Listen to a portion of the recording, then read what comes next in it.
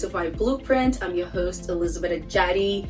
Thank you so much for joining us today. Really appreciate your engagement, your likes, your posts, your comments, and your shares of all our posts so far. We really appreciate it and look forward to more engagements with you. So today I'm going to be talking about my personal journey and my personal professional journey.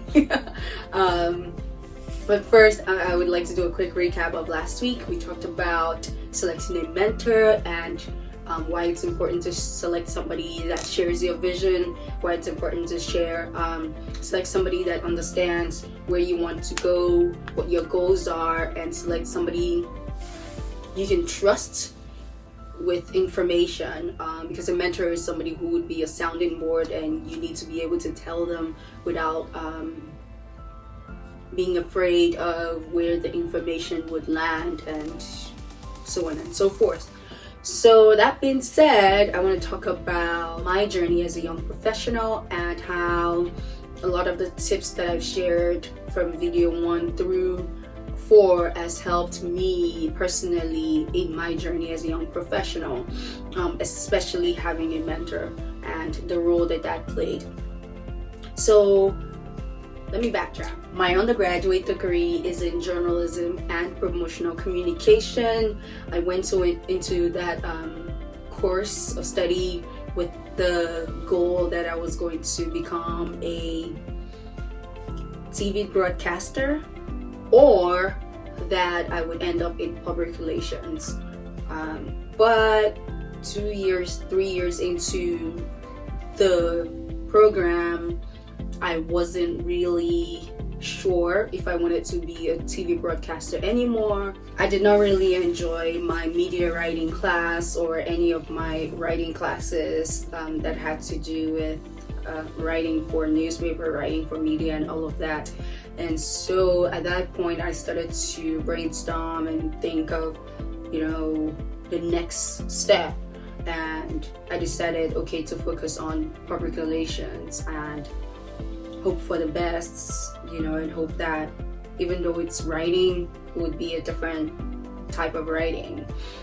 And then what happened, I started my internship at the start of my senior year, the summer before my senior year in college, and I was working in a marketing role, more like a writing role as well. I was writing a lot of news articles, but doing marketing and program management. That was very fun for me.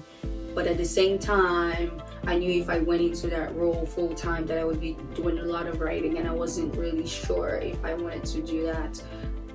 And so public relations was not really looking like the best career for me at the time. And so I said, maybe marketing. But after looking at a lot of marketing roles, this was closer to graduation at this point.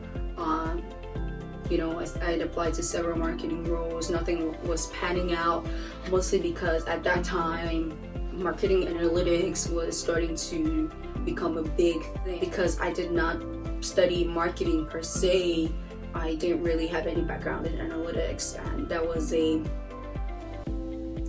negative for me, because several of the people I was competing for a job position with they had the background, and I definitely wasn't the top 10 of their lists, so I didn't get a lot of interviews at the time. What I did was I worked with my mentor to try to decide the next step. And we had sat down several months even prior to that, and this is where having a mentor really helped me, because he sat me down, asked me several why questions, and it sort of helped me figure out what I wanted to do. So at this point, I told him, I'm really good at communicating what I want and where I want to land. I'm really good at mediating and being that intermediary person, and that I feel like I could be a mediator. And so I started looking into roles in crisis communication. So that's sort of another branch of public relations, but a specialty. And I started looking at jobs in that area. Still nothing panned out. I think so 6 months after graduation, then I just moved past marketing, public relations, or any of that, and said, what, I need a job. I took a position within my company, American Mutual, working as a medical record specialist. And so in that role, I was in that position for 9 months. In that role, I was able to learn a lot about risk adjustment in health insurance, and all the different aspects of risk adjustment and working on government programs and whatnot. And it was a really good introduction into the health insurance industry, and I liked it. And 1 year later, I started my MBA. Before my MBA, I was already getting into analytics. Remember, analytics was the deterrent for me, in getting a marketing role. And from then, I knew that I wanted to do something in analytics, or at least venture into that area to try to understand what it was about. Because at that time, again, SaaS was new to my company and they were offering a lot of training, and so I got introduced into it, and I thought, okay, this is not terrible. And so I decided to get an MBA in business analytics after doing a lot of research and talking to different people. And get this, even before I started the program, I reached out to a professor that I had in undergrad, and he's a management consultant, side by side, and he was very good. He was very helpful. He sat down with me again in a coffee shop, Starbucks, you win all the time. We sat down, talked about my goals, my career, and what I wanted for my career, where I wanted to go, and why I was hoping to study business analytics. And what I wanted to get out of it was more. So I'm starting this program, but I want to prepare myself for the job after graduation. And this program was going to take me 2 years. So I said, for the next 2 years, I really want to set myself up for the role that I want. And so that conversation really, really helped me a lot. He advised me to learn some programming languages like R, SQL, and so I started taking classes. I didn't learn R. I haven't learned R, but I learned SQL, and I'm learning ProSQL right now. And I know data visualization. That was one thing I learned, data visualization. And so I took advantage of these opportunities that came to me. Most of the classes that I took were offered through my company. It was paid for. They brought instructors on site. I took advantage of them and found, continuously fell in love with analytics. And, that's where I am today. I'm in this role as a consulting analyst. I started in this role, I think not in this current role. I started as a project coordinator in the analytics department of my company in 2018. Yeah, and I was in that role up until January of this year, when I moved fully into a consulting analyst role.